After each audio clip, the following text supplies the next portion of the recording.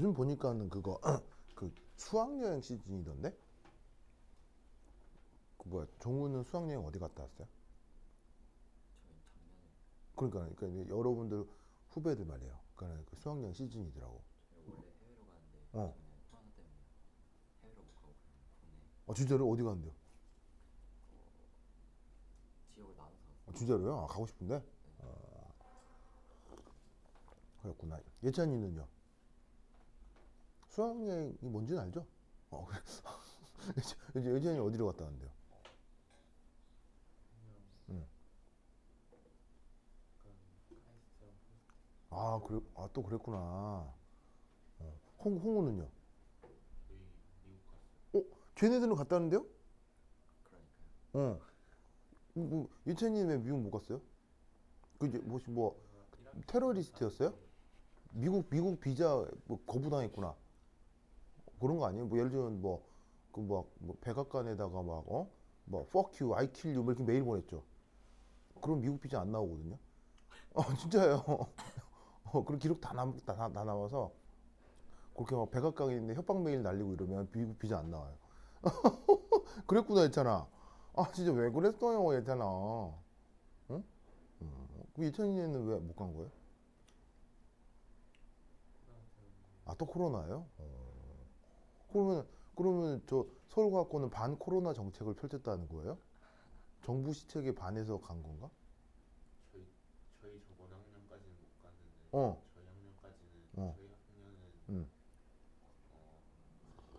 우기다시피 해가지고 갔어요. 그게 아마 여러분 때면 그거였을 거예요. 그러니까 이제 그 코로나 정책이 정부에서는 한다고는 하는데 이제 약간 약해졌을 때라 그 학교장이나 학부모 그 협의회에서 결정하면 또 되는 뭐 그럴 때였을 거예요 아마.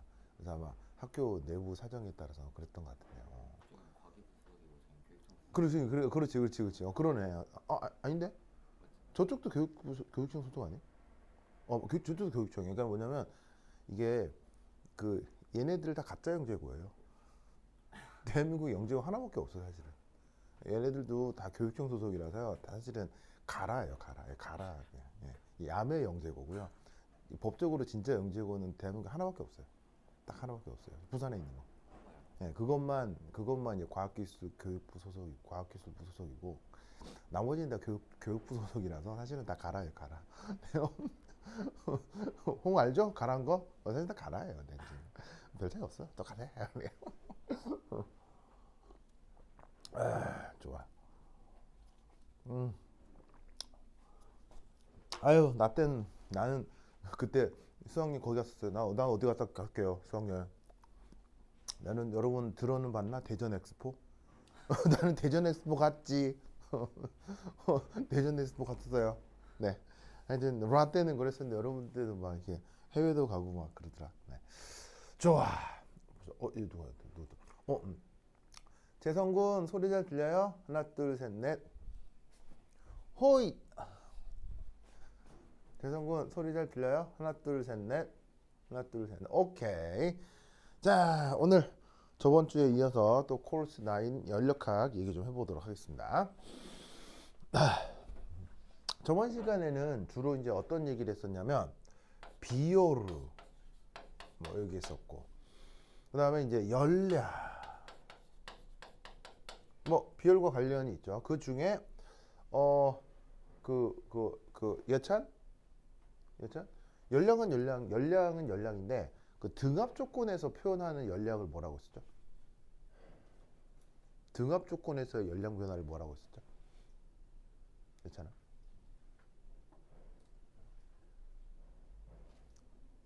등합 조건에서 연량 변화. 허허이. 종우야? 등합 조건에서 연량 변화 뭐라고 했죠? 그렇지.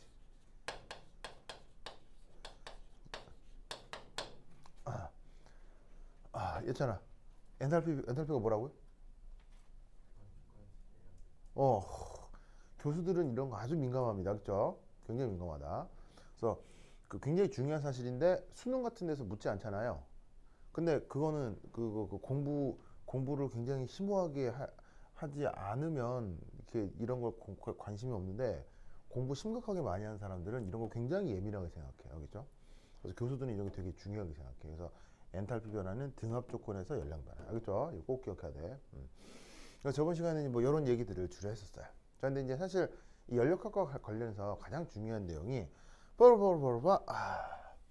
연력학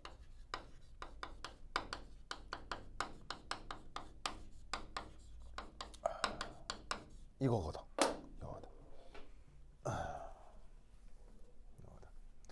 그래서 이제 이게 수능 교과 과정에서는 빠졌지만 그래도 3, 4년 전까지 수능에 나왔었단 말이에요. 그러니까 이제 심층 교과 과정에서는 잘 나옵니다. 잘 나옵니다. 문제 대놓고는 안 내는데 뭐냐면 중간중간에 막 이게 나올 수 있습니다. 그리고 이 뭐냐면 공개하지 않은 비공개 문제에서는 연력학 제2법칙 많이 나옵니다.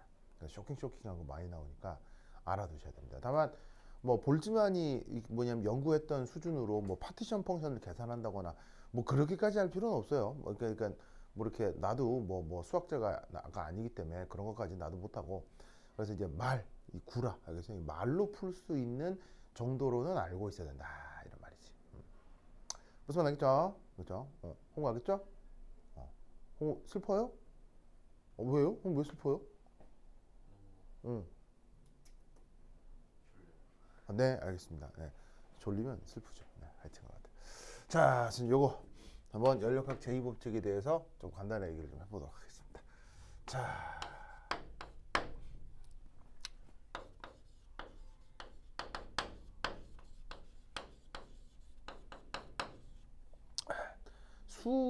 수식과 그다음에 수학적 부분은 최대한 배제하고 이제 말로 표현하는 것들을 주로 해보도록 하겠어요.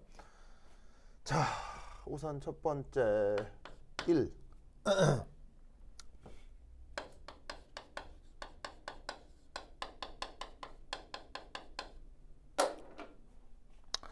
자, 우리가 살고 있는 이런 부분을 자연이라고 표현할 수 있죠. 그 자연이라는 말, 이제 묘하게도 이제 영어로 표현하면 네이처인데 이게 묘하게도 영어로는 네이처가 명사잖아요. 그죠? 네이처가 명사잖아요. 그죠? 맞잖아요.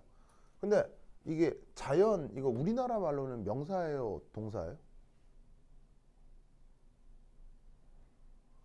이거 명사예요? 동사예요? 품사가 뭐예요? 당연히 형식적으로는 명사라고 할 수 있죠. 형식적으로는 알겠어요? 형식적 품사는 명사인데 이거 의미는 명사예요? 동사예요? 의미는 동사죠? 동사죠? 무슨 말 알겠어요? 자자가 뭐냐면 이게 이 자자고요. 연자가 이게 이제 존재하다 이런 뜻이에요. 존재하다. being. 알겠죠? 그래서 자연이 그냥 우리가 자연이라고 명사처럼 쓰지만 한자로 원래 한자말이잖아요. 자연이란 말이. 그래서 자연을 이게 그 한자말을 그대로 우리말로 그대로 딱 번역을 하면 스스로 그러하다 이런 얘기거든요. 스스로 그러하다. 그러니까 자연은 동사예요. 동사. 알겠죠? 그래서 한자로 딱 쓰면 이게 동사라는 걸 알 수 있는데 그래서 이제 이 자연이라고 하는 개념을 이 동양인들과 특히나 이제 우리나라 사람들과 서양 사람들이 자연을 바라보는 관점이 좀 다르다는 거예요. 그래서 이제 서양 사람들은 자연을 있는 거 그대로 그 명사 그냥 딱 변치 않은 하나의 그 어떤 그 존재 이렇게 생각을 하는데 이 동양인이 생각하는 자연은 그게 아니라 하나 딱 정해진 게 아니고 그렇게 되어 있는 행위 자체를 자연이라고 생각을 하는 거예요. 무슨 말인지 알겠죠? 무슨 말이죠? 약간 관점이 좀 달라요. 근데 이제 뭐 동양적인 자연에 대한 얘기를 하려면 이제 얘기가 너무 많아지기 때문에 오늘은 이제 단순히 이제 서양적인 자연의 얘기를 좀 해보도록 하겠어요. 그래서 이제 이 서양 사람들이 생각하는 자연의 속성, 이제 바로 이거는 인간이 어떻게 할 수 있다? 이 경험으로 알 수 있는 거죠. 경험으로 알게 된 자연의 속성, 여러 가지로 표현할 수 있는데 바로 이겁니다.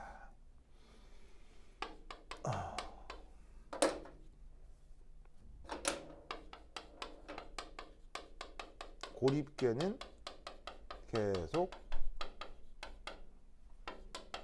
무질서해진다.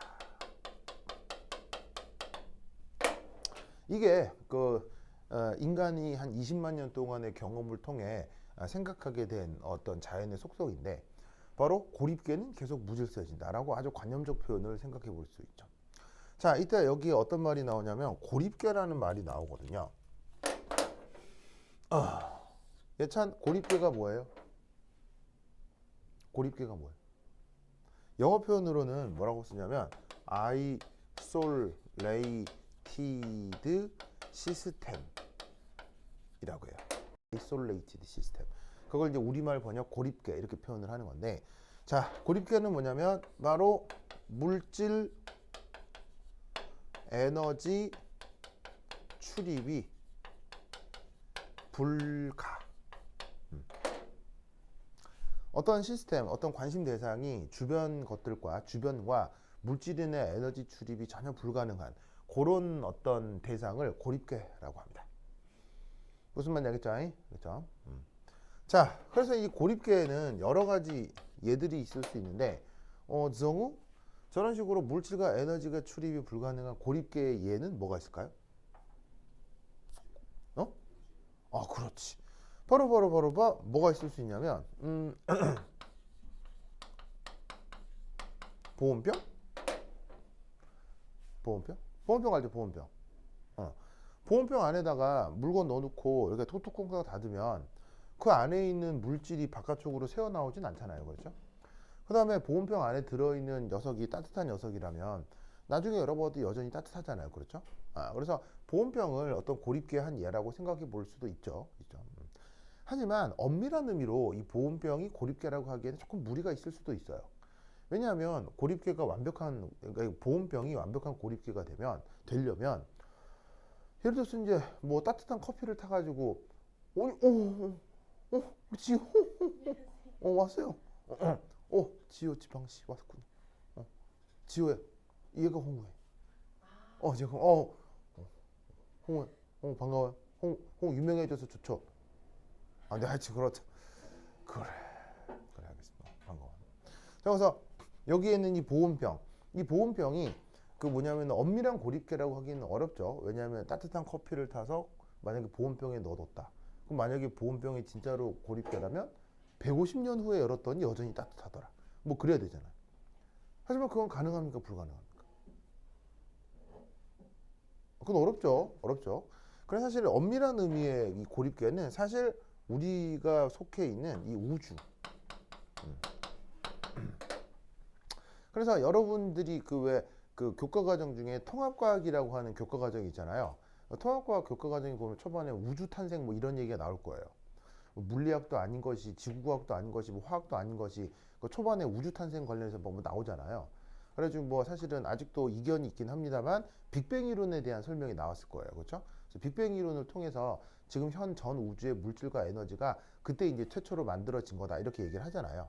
그래서 지금 우리가 살고 있는 우주의 모든 물질과 에너지는 초기에 그 빅뱅에서 만들어졌던 그게 그대로 남아있기, 그게 그대로 이제 유지가 되는 거라 물질적 측면에서 에너지적 측면에서 그게 변할 리는 없다라고 가정을 하는 거죠. 알겠죠?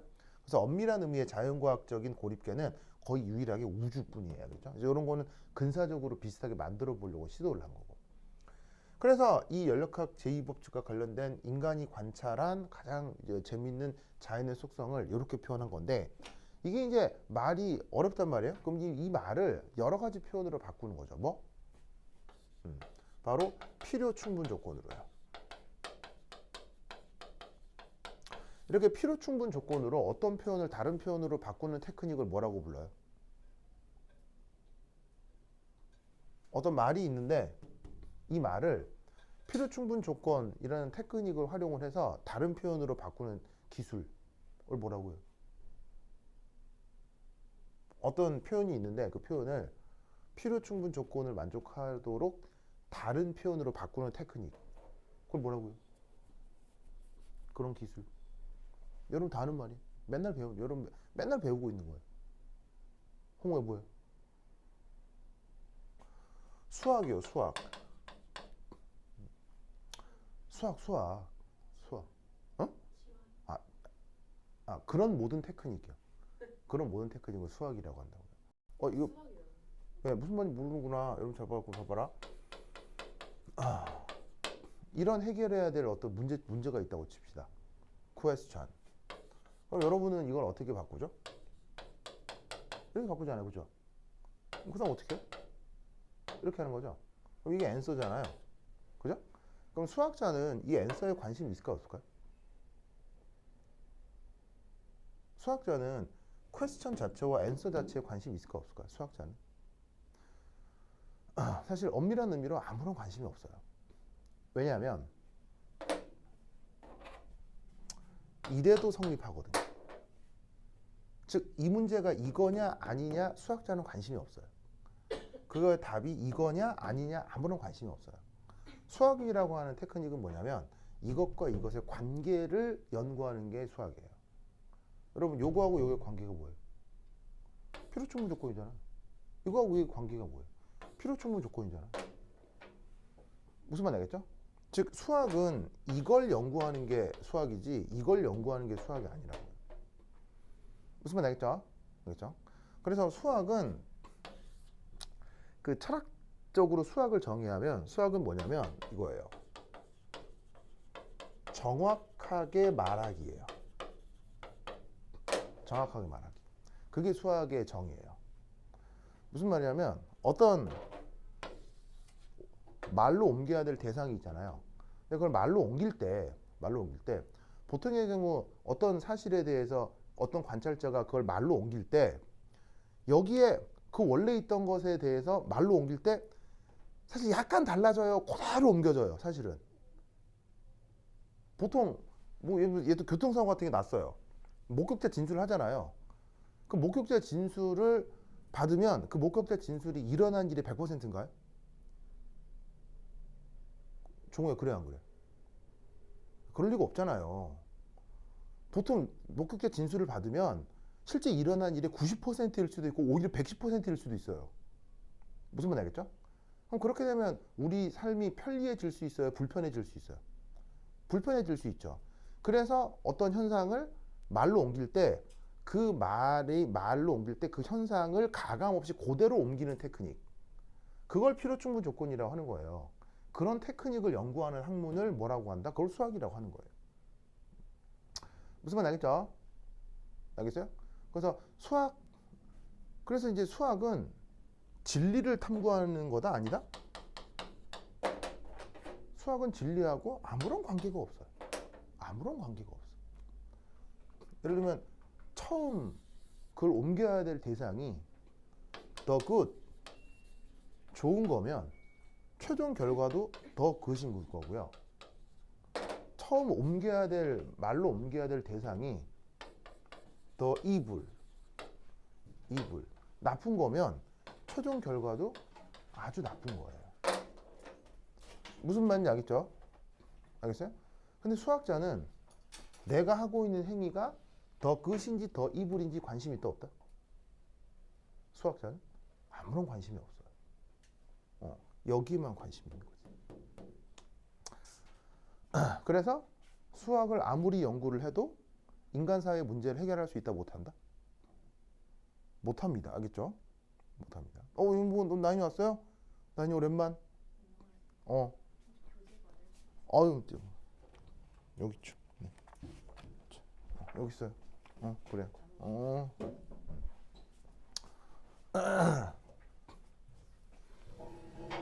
하여튼 그렇다. 그래서 서울대 나온 사람들 중에 좋은 사람이 많아요, 나쁜 사람이 많아요? 서울대 나온 사람 중에 좋은 사람이 많아요, 나쁜 사람이 많아요? 나쁜 사람이 많죠. 왜겠어요? 우리는 좋은 것과 나쁜 것을 판단하는 교육을 받아요? 그런 교육을 받지 않아요? 그런 교육 안 받잖아요. 어떤 게 진짜 좋고 어떤 게 진짜 나쁜 건지 교육받지 않잖아요. 어떤 교육만 받아요? 계속 필요충분 조건만 교육받잖아요. 맞죠? 왜냐하면 교과과정 중에 시수 제일 높은 게 뭐예요? 수학이잖아요. 그러니까 여러분들은 어떤 교육을 엄청나게 많이 받냐면 이게 실제 여러분들이 배우는 게 좋은 거냐 나쁜 거냐를 배우는 게 아니고요. 그 중에 좋은 거건 나쁜 거건 그걸 누군가의 목적에 따라 고스란히 옮기는 테크닉만 계속 배우는 거예요. 그래서 여러분들이 공부를 잘한다 라고 하는 건 그런 테크닉에 능수능란한 사람들이 되는 거를 뜻하는 거거든요. 근데 여러분들이 만약에 아주 악마 같은 사람들한테 픽업이 됐다. 나중에 좋은 학위를 갖고. 그럼 여러분은 무슨 일만 하겠어요? 여러분들 픽업해 준 사람의 목적에 따라 더 이블한 것을 다른 표현으로 막 바꾸는 일들을 하겠죠. 무슨 말인지 알겠죠? 그러니까 수학을 잘해도 서울대를 나와도 세상은 좋아지지 않는 거예요. 뭐 하여튼 그렇다. 알겠죠? 그래서 이게 서양 사람들이 만들어 놓은 수리 체계라는 것의 한계예요. 알겠죠? 그렇죠? 그래서 여러분들이 배우는 교과 과정, 중고등학교 중에 교과 과정에는 어떤 과목이 그래서 제일 중요하겠어요? 그래서 여러분들이 학교에서 배우는 교과 과정 중에 제일 중요한 교과 과정이 뭐겠어요? 중고등학교까지에서 배우는 교과 과정 중에 제일 중요한 교과 과정. 그래서 제일 중요한 교과 과정이 수학인 거예요. 이상하죠? 수학 되게 까면서 막 수학이 제일 중요하다고 하고. 왜 수학이 제일 중요할까요? 여러분, 어떤 것을 일어난 걸 100% 옮기는 게 좋은 거예요?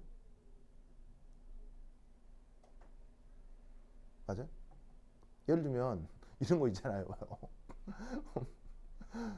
너는 못생기고 키도 작고 능력도 없어. 그러니까 진짜 진실이라고 해봐요. 그럼 그걸 그대로 얘기하는 거 알겠어요? 무슨 말 알겠죠? 그거 좋은 거예요? 아니면 능력도 없고 못생기고 하지만 너는 못생기지 않았어. 뭐 이렇게 얘기하는 거. 그건 있는 거 그대로 100% 전달하는 게 아니잖아요. 근데 되게 볼품없는데도 야, 너 정말 잘생겼어. 이렇게 얘기할 수도 있죠. 그럼 이 세 개 중에 어떤 게 더 맞는 거예요? 어떤 게 제일 좋은 거예요? 그때그때 다르죠. 그때그때 다른 거예요. 무슨 말이냐면 100% 똑같이 옮기는 게 좋을 때가 있고요. 그걸 더 과장해서 옮기는 게 좋을 때도 있고 빼고 얘기하는 게 좋을 때도 있는 거예요. 진실은 그걸 100% 옮기는 게 좋은 게 아니고요. 그때그때 다르다가 진실이에요.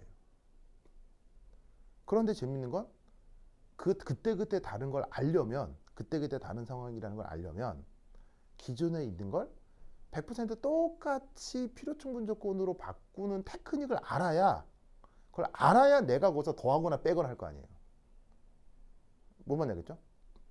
그래서 중고등학교의 어린이들의 여러분들 어린이잖아 법적으로. 여러분 소아과 가야 되죠 법적으로. 여러분 소아과 가야 돼요? 여러분 아플 때 내과 가면 안 돼요 법적으로. 법적이라기보다는 여러분 법적으로 여러분 구분이 뭐예요? 법적으로 사람은 어떻게 구분해요? 성인과 소아로 구분돼요. 여러분 소아예요 소아 알겠어요? 그래서 여러분 병원 가면 어디 가야 돼요? 소아과 가야 돼요 소아과. 종 알았어요 몰랐어요? 알고 있었어요 몰랐어요? 여러분 소아과 가야 된다니까 진짜로. 왠 줄 알아요? 여러분 몸속에서 벌어진 메타볼리즘하고요 성인 몸속에서 일어난 메타볼리즘이 달라요. 그 껍데기는 여러분이나 나나 별 차이 없어 보이지만 화학적인 변화가 여러분 몸속하고 달라요. 다르다니까요. 그래서 여러분들은 그 생리학적으로 소아과를 가야 돼요. 보통 그냥 대충 이비인후과도 가고 내과도 가는데 정식으로는 여러분 소아과 가야 돼요. 소아과 가서 소아과 선생님이 진단을 하고 거기서 소아과 선생님이 필요하면 내과나 이비인후과로 이렇게 연계를 시키는 게 맞는 거지. 물론 여러분 원래 의학적으로 화학적으로는 소아과 가야 돼요. 그렇죠? 알겠죠? 그래서 수학이 어쨌건 중요하다. 그러면 여기에 있는 인간의 어떤 경험, 고립계는 계속 무질서해진다를 필요충분적으로 바꾸면 되게 다양한 여러 가지 표현으로 바꿀 수 있거든요. 대표적으로 어떤 표현도 있을 수 있냐면 이런 표현도 있을 수 있어요. 바로 열 효율이 100%인 열기관을 설계할 수 없다. 이런 말 들어본 적 있어요? 그게 이 표현을 수학을 이용해서 필요충분 조건으로 바꾼 거예요. 그래서 그런 식으로 이 표현을 아주 다양하게 여러 가지 표현으로 바꿀 수 있는데 물리 말고 지금 우리가 하려고 하는 화학에선 얘를 필요충분 조건으로 바꿨을 때 가장 편리한 표현 중에 하나가 바로 이겁니다.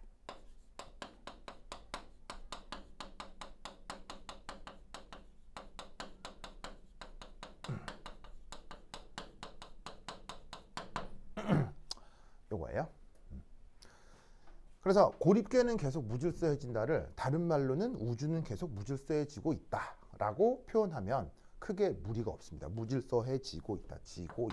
무질서해지고 있다.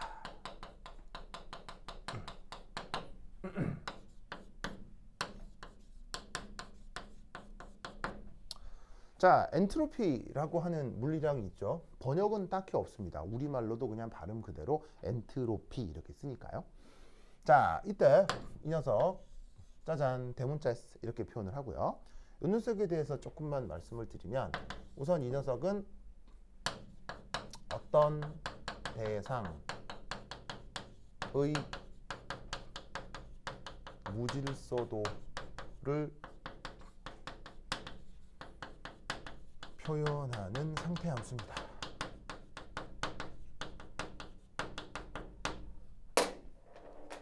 그래서 여기 이제 되게 막연한 표현을 썼는데 수학적으로 무질서도라는 막연한 표현을 쓰지 않습니다. 그래서 어떤 대상이 가지고 있는 미시 상태, 그 미시 상태의 경우의 수를 엔트로피라고 하는 건데, 아니 뭐 그렇게까지 할 건 없고 그냥 어떤 뭐 우리가 평소에 쓰는 무질서도의 정도 뭐 이렇게 그냥 생각을 합시다. 여기서 더 수학적으로 들어가면 뭐 되게 할 게 너무 많으니까 저렇게 표현을 하죠, 그냥. 그러면 이 엔트로피를 바로 보통의 자연 변화에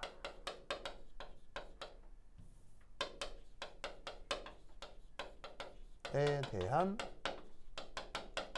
표현으로 바꾸면 이렇게 쓸 수가 있죠. 짜잔. 이렇게 표현을 해볼 수가 있어요. 자, 이때 여기에 유니브라는 말이 있는데 이게 바로 우주. 자, 원래 우주를 영어 표현으로 유니버스 이렇게 표현을 하죠. 그래서 유니버스의 앞 글자를 따서 이게 유니브 이렇게 표현을 한 건데 전 우주의 엔트로피 변화. 그 다음 얘는 어떻게 다르게 또 표현할 수 있냐면 요래 두 부분으로 나눌 수 있죠. 그래서 여기 시스라고 쓴 게 바로 시스템 개. 그 다음 여기 SURR이라고 쓴 게 서라운딩 주변인데 연구의 대상인 시스템과 그것을 제외한 다른 부분을 서라운딩 이렇게 두 개로 구분을 하고 그걸 합쳐서 우주 이렇게 표현하죠. 그리고 시스템하고 서라운딩은 아시다시피 교집합이 있어요? 교집합이 없어요? 교집합이 없습니다. 그래서 교집합이 없는 것으로 정의를 합니다. 그래서 그 두 개가 교집합이 없는 것이니까 두 개가 더해지면 그게 전체가 된다. 그래서 우주라는 말을 쓰기도 하고 다른 말로는 전체라는 말을 쓰기도 합니다. 그래서 엔트로피라는 함수값의 변화가 시스템에서도 일어나고 서라운딩에서도 일어날 텐데 그게 전 우주의 변화다라고 하면 계속 무질서하고 지고 있음을 어떻게 표현하느냐. 다른 말로 얘는 델타 변화량이니까 유니브 나중, 유니브 처음이라고 하면 앞서 계속 무질서해지고 있다고 했으니까 둘 중에 어디가 더 크겠어요? 이쪽이 무질서도가 더 증가하겠죠. 그래서 이 값이 0보다 크다가 우리가 앞에서 얘기했던 보통 자연의 속성을 수리적으로 이렇게 수식으로 표현을 해볼 수가 있다는 얘기죠. 그래서 무질서도라고 하는 막연한 개념을 이렇게 엔트로피라는 함수로 표현할 수 있는데 무질서도와 관련된 엔트로피와 관련된 연구에 관련해서 가장 처음 연구를 했던 사람이 클라우지우스라는 물리학자입니다. 그래서 클라우지우스라는 물리학자가 엔트로피를 처음 발견을 하고 그 엔트로피에 대해서 이런 의미들을 구체적으로 부여한 사람이 바로 볼츠만이라는 사람이죠.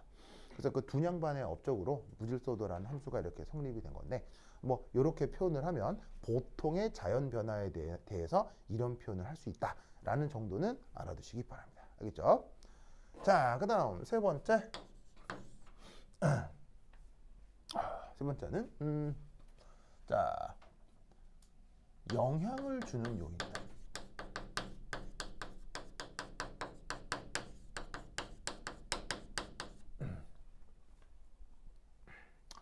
자, 보시다시피 이 누구에 영향을 주는 요인들? 엔트로피에 영향을 주는 요인들인데 이 엔트로피에 영향을 주는 요인들은 크게 두 개입니다. 바로 열량입니다. 열량. 이 열량이 증가하면 엔트로피는 증가합니다. 왜냐? 열이라고 하는 건 그 대상의 케이오틱 모션을 증가시키죠. 그래서 여기 케이오틱 모션이라고 있는데 우리말 번역은 무질서 운동. 무질서 운동. 자, 그러면 이 무질서한 운동의 대표적인 예, 뭐 이런 게 있죠.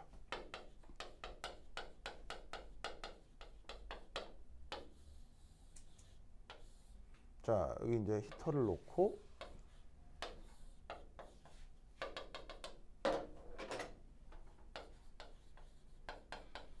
자, 그래서 열을 가하면 여기 이제 물이 있을 텐데 여기서 뭐 대류 같은 게 벌어질 거 아니에요, 그죠? 그럼 이 안에서 물이 그래서 버글버글 끓을 거 아니야, 그지? 그러면 여기서 전달된 게 뭐예요? 우리는 경험적으로 열이라는 걸 알 수 있고요. 그 덕에 여기에서 예전에는 없었던 무질서한 움직임들이 벌어진다라는 걸 우리는 충분히 경험적으로 알 수 있죠. 무슨 말 알겠죠? 그래서 이렇게 열량 이동은 어떤 대상의 무질서한 운동이 무질서한 운동이 증가를 야기하기 때문에 열량 출입이 바로 엔트로피 변화에 가장 직접적인 영향을 주게 돼 있어요. 알겠죠? 자, 그러면 이때 여기서 그럼 무질서 운동 반대말은 뭐가 있을까요? 무질서한 운동이 아닌 건 어떤 운동이 있을까요?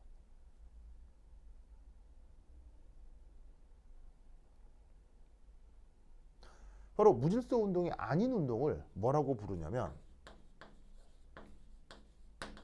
organized motion이라고 하거든요.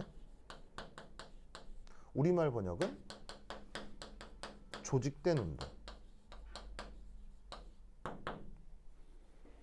조직된 운동, organized motion의 정의는 뭘까요? organized motion의 정의는 뭐예요? 뭐예요? organized motion의 정의. organized motion의 예를 한번 들자면 뭐 어떤 예가 있을 수 있냐면 뭐 해볼까? organized motion. 그래, 이건 해보자. 홍우 받아보세요. 휙. 오케이. 그것도 뭐 홍우 진짜. 다시 나한테 던져. 나도 못 받았어. 에이. 홍우 나 일부러 못 받게 어렵게 던졌죠. 진짜 홍우 너무해. 자, 방금 홍우하고 나하고 뭐 주고받았잖아요. 이게 오거노즈드 모션이에요. 그게 뭐예요? 바로 오거노즈드 모션은요.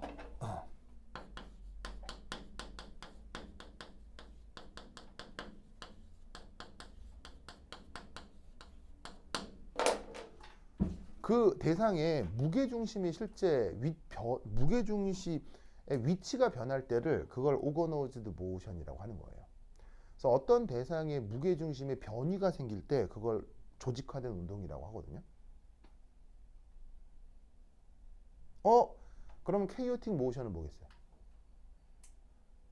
그럼 이제 이거를 이렇게 쓸 수 있으면 예찬아, 케이오틱 모션의 정의는? 케이오틱 모션 어떻게 정의하면 되겠어요? 그렇지. 이건 뭐냐면 바로 무게중심 이 불변인 움직임, 그걸 케이오틱 모션이라고 하는 거예요. 잘 봐요. 여기서 끓였는데 물이 막 이렇게 대류해서 바글바글 할 거 아니에요? 그럼 당연히 대류건 바글바글이건 모션이에요, 모션은 아니에요? 종우야, 이렇게 대류는 모션이에요, 모션은 아니에요? 모션이죠, 움직임이죠. 움직임인데 지금 이때 여기서 만약 가열을 했는데 이 끓고 있는 물에 무게중심이 변한다. 그럼 무슨 일이 벌어져야 돼요? 끓고 있는 이 물에 무게중심이 변하면 무슨 일이 벌어져야 돼요? 무슨 일이 벌어져요? 바로 물을 끓이는데 물이 불불 끓는데 이 무게중심이 변한다는 얘기는 갑자기 물이 붕 공중부양을 하는 거예요. 무슨 말 알겠어요? 그게 무게중심이 변하는 거야. 그러면 물을 끓이는데 갑자기 물이 붕 공중부양을 한다. 얘잖아. 무슨 일이 벌어진 거야? 무슨 일이에요? 이럴 때를 우리가 뭐라고 얘기해? 물을 끓였는데 물이 갑자기 붕 공중부양을 해. 있잖아. 이럴 때 우리가 쓰는 말이 있지. 뭐라고요? 증발이요? 그러니까 예를 들면 이게 컵에다가 물을 넣고 끓이는데 갑자기 컵 안에 있는 물이 그냥 이렇게 붕 떴어 이렇게. 이럴 때 증발했다고 얘기한다고요? 그럴 때 우리가 뭐라고 얘기해요? 귀신 들렸다고 하죠. 무슨 말 알겠죠?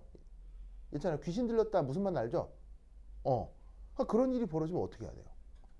무당을 불러서 구슬하거나 신부님을 불러서 엑소시즘을 해야 되죠. 무슨 말 알겠죠? 있잖아. 알겠어요? 그런 일이 벌어지면 돼야 안 돼? 안 되지. 그러니까 이 케이오틱 모션은 무게중심이 변하지 않는 움직임이 야기되는 거예요. 그럼 그건 무엇에 이동해서? 열에 이동해서 벌어지는 거기 때문에 열은 항상 케이오틱 모션을 야기한다 라고 표현을 하는 거예요. 그래서 그것이 엔트로피와 직접적 관계가 있다 라고 개념화를 하는 거죠. 알겠죠?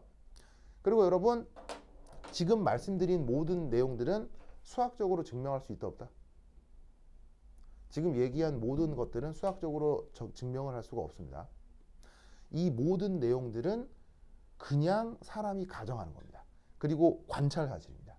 그래서 이런 관찰 사실이 있다를 그냥 인식하시면 돼요. 알겠죠? 자, 그 다음 두 번째 또 하나 영향을 주는 요인 어디에 저 무질서도 바로 이겁니다. 그 대상의 온도입니다. 그 일이 벌어질 때 측정되는 온도입니다.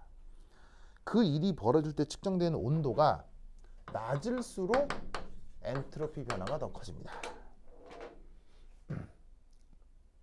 낮을수록 엔트로피 변화가 더 커집니다. 자, 왜냐하면 저온 조건일수록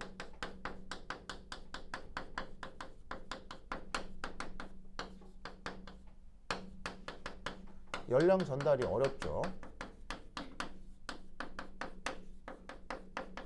그래서 열 전달이 이루어졌을 경우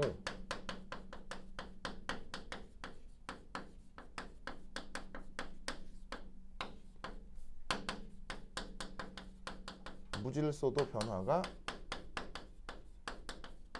더 많습니다.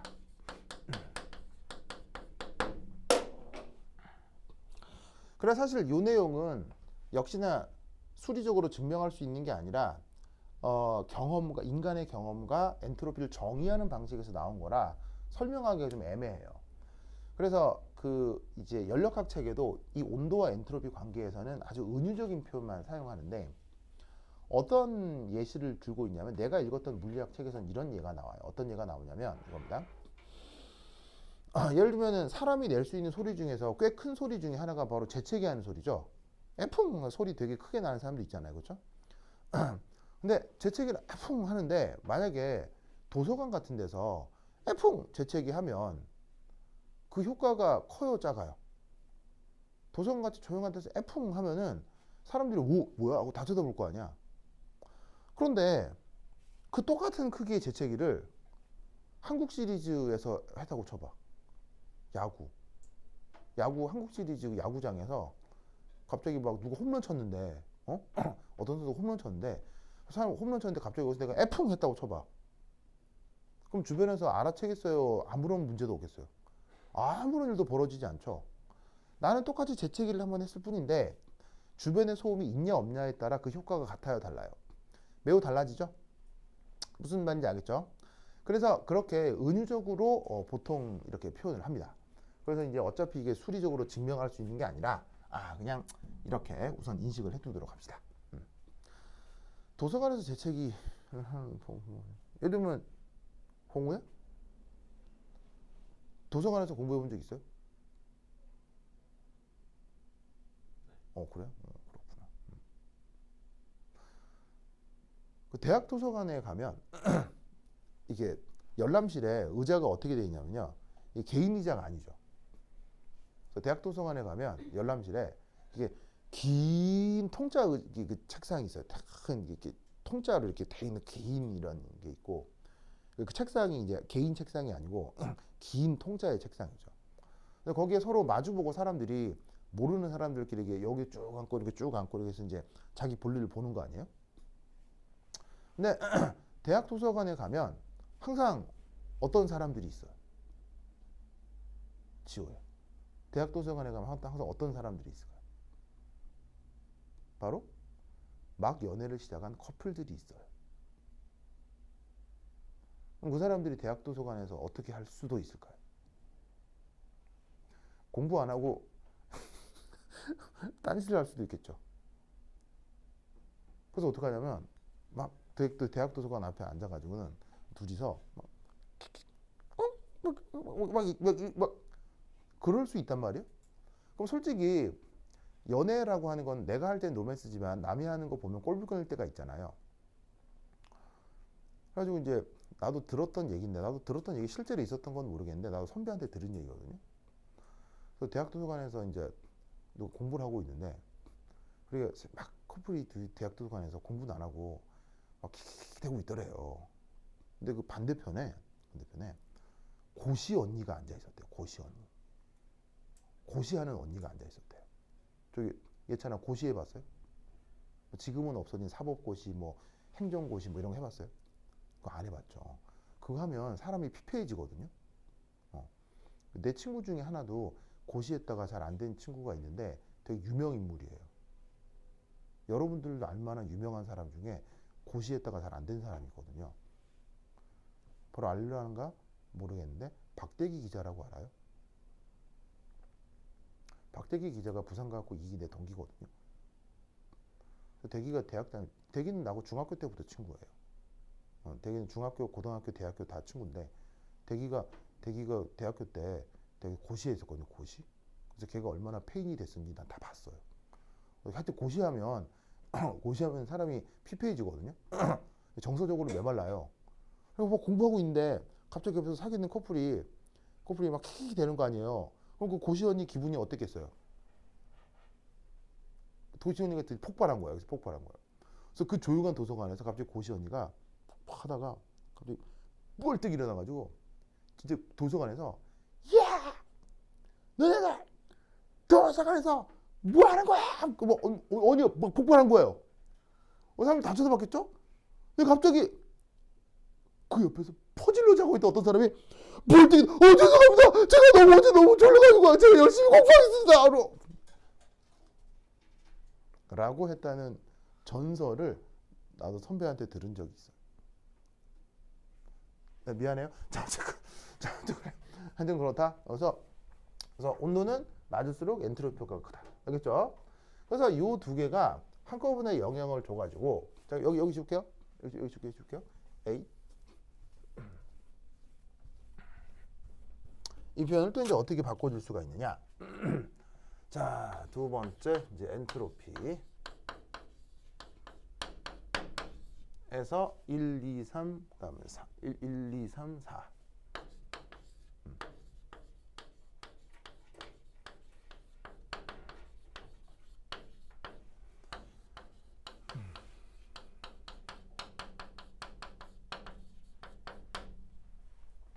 자, 서라운딩에 대해서 엔트로피 표현이 있는데 이 서라운딩의 엔트로피 표현은 내가 저번 용액할 때 한번 언급한 적 있죠. 뭐라고 했었죠? 서라운딩의 엔트로피 표현 뭐라고 표현한다고 했었죠? 홍호야 뭐라고 했어요? 이거 외우라고 그랬었는데.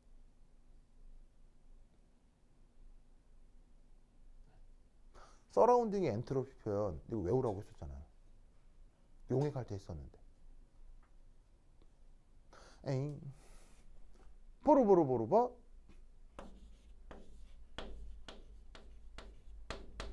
이렇게 쓰고요. 정의가 어떻게 표현되냐면 이렇게. 그래서 T가 뭐겠어요? T. 온도. Q 서라운딩 이게 뭐겠어요? 서라운딩에 출입한 열량. 무슨 말 알겠죠? 이게 바로 서라운딩의 엔트로피 표현입니다.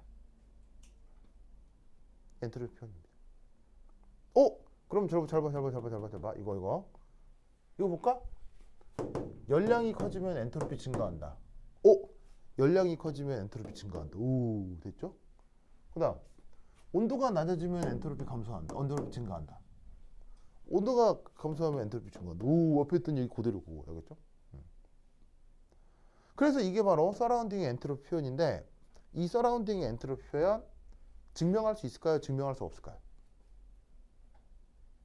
이 수식 증명할 수 있을까요? 증명할 수 없을까요? 증명할 수 없습니다. 왜 증명할 수 없게요? 이게 정의라서요. 이게 정의예요. 이게 정의야. 엔트로피의 정의를 이걸로 한 거예요. 누가? 클라우지우스가. 그래서 클라우지우스의 정의로부터 엔트로피가 출발을 하는 건데 클라우지우스는 서라운딩의 열량 변화를 온도로 나눈 걸 엔트로피 변화로 정의를 했어요. 정의. 무슨 말 알겠죠? 그러니까 얘는 정의한 수식이라서 증명할 수가 없어. 그래서 사실은 엔트로피를 여기서부터 출발하면 되는데 정의했다고만 하고 넘어가면 너무 맹맹하잖아요. 그래서 여기 나와 있는 수식들의 이 정의에 들어있는 각각의 항들에 대해서 미리 이렇게 말들로 표현을 좀 해본 거예요. 근데 결론적으로는 정의를 어떻게 외우면 끝이거든요.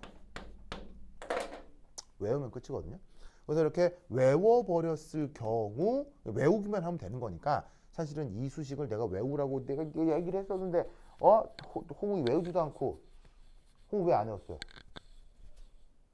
사실 외웠어요.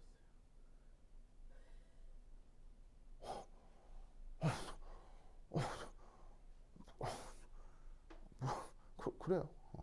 그래? 외웠다고 그랬지. 그런데 얘는 조건이 달려. 조건 뭐야? 조건 오! 맞습니다. 단 흡열이건 발열이건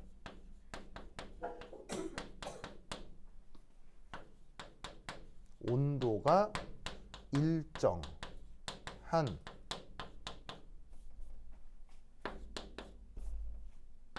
거대 서라운딩의 경우에 서라운딩의 엔트로피가 저렇게 정의됩니다. 자, 이때 재미있는 표현 하나 생각을 해볼 텐데요. 여기 흡열이란 말 있죠. 흡열. 여러분 흡열이라고 하면 그냥 중학교 때부터 배웠던 수학적이거나 물리학적인 그런 내용, 그냥 중학교 과학책에 나오는 내용 생각을 했을 때 흡열이 되면 보통 온도가 올라간다 그래요? 온도가 떨어진다 그래요? 흡열되면 그냥 우리가 경험하기에 온도 올라가요? 온도 떨어져요? 흡열되면. 나연아 어떻게 돼요? 흡열되면. 흡열되면 진짜로요? 어떻게 돼요? 흡열이면 온도 떨어지죠? 발열이면요? 온도 올라가잖아요. 무슨 말 알겠죠? 그런데 온도가 안 변한대요. 어떤 상황이겠어요? 예를 들면 이거예요. 라면을 끓여 먹기 위해서 물을 올려놓고 가스레인지에 불을 올려가지고 라면을 끓였어요. 그럼 그 덕에 가스레인지에 연소가 되면서 화석연료가 연소가 되면서 발열이 될 거 아니에요. 그럼 뜨끈뜨끈해서 그 열이 어디로 막 배출이 되겠어요? 우리 대기, 우리 지구로 배출이 될 거 아니에요.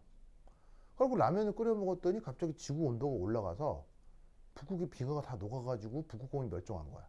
그래서 북극곰의 멸종은 나연이가 라면을 끓여 먹어서 거지. 난 왜 그랬어요? 나연이 미워. 어? 홍우야, 왜, 홍우. 자, 저 어떻게 생각해요? 북극의 얼음이 다 녹아버린 건 나연이가 라면을 끓여 먹어서야. 저 어떻게 생각해요? 자,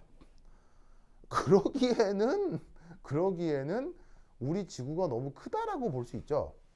사실은 어떤 영역에서 발열이 되건 어떤 영역에서 흡열이 되건 지구 사이즈에, 그러니까 여기에 있는 이 거대 서라운딩이라는 게 사실 누구쯤 되는 거예요? 우리 지구 정도 되는 거예요. 그러니까 이런 정도의 스케일에서는 어떤 조그만 영역에서 발열이 되거나 흡열이 될 때 온도 변화가 어떻게 된다? 온도 변화가 크지 않을 거다. 그래서 온도가 일정할 거다라고 과거 자연과학적으로 가정을 했던 거예요. 무슨 말인지 알겠죠? 근데 애석하게도 라면을 나연이만 끓여 먹는 게 아니라 전 세계 모든 사람들이 다 끓여 먹잖아요. 그러면서 사실은 요즘은 얘도 온도가 변하기 시작했어요? 안 변해요? 얘도 변하죠. 그래서 난리 나고 있죠. 난리 나고 있죠. 네, 그래서 이제 그런 건데 그 19세기 말에 이렇게 자연과학이 확립될 때만 하더라도 이렇게 온도가 일정할 거라고 가정했던 거죠.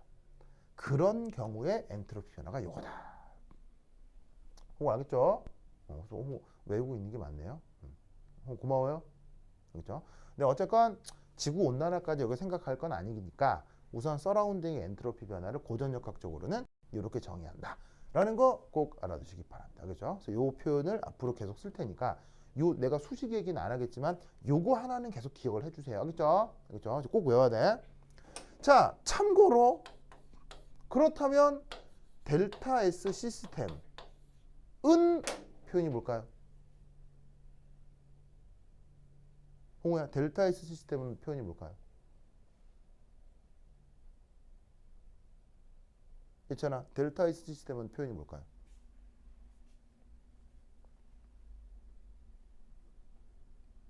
지호호야? 쟤는 표현이 뭘까요? 델타 S 시스템. 전 표현이 뭘까요?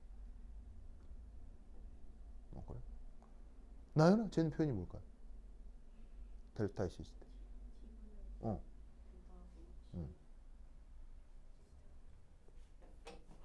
는 그때 다릅니다.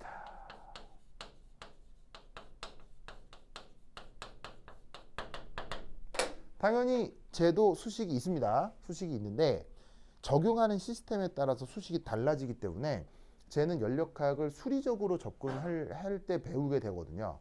지금처럼 우리가 말로 연력학을 풀려고 할 때는 굳이 필요하지 않습니다.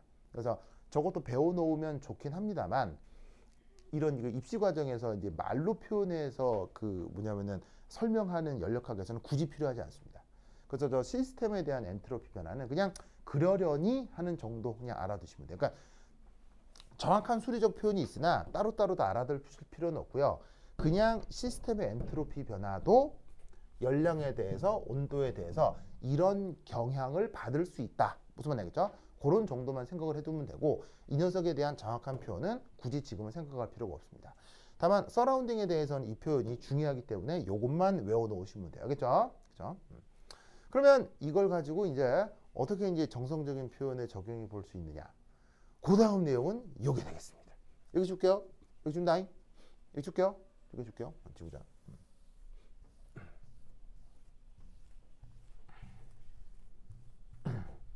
자, 3. 자발성의 표현.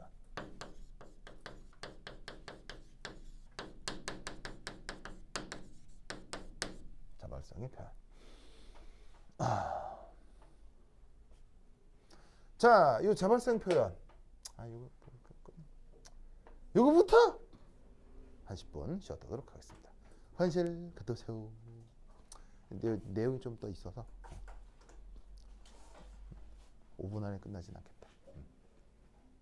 짜잔.